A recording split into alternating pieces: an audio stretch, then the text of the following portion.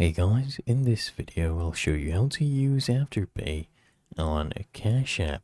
Well, the first thing I want you to do is just launch Cash App, okay?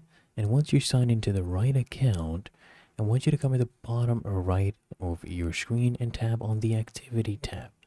This tab will basically show you all your recent transactions, and from this list of transactions, what I want you to do is find and select the Afterpay purchase you want to pay for.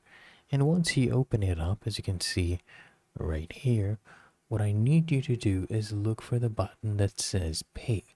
And then I want you to just tap on it. Once you tap on that button, Cash App will ask you to choose the amount you want to pay. You can either type in the full payment amount or a smaller amount depending on what you want to pay at the time. And after you enter the amount, I want you to just go ahead and tap on Done. So tap on Pay, tap on Done, and your payment will be processed through Cash App and it will be sent to Afterpay. Just make sure you actually have enough balance in your Cash App before making the payment. And once it is done, you'll see a confirmation in your Activity tab. So I hope you found this video helpful. If you did, make sure you smash that like button and subscribe to the channel.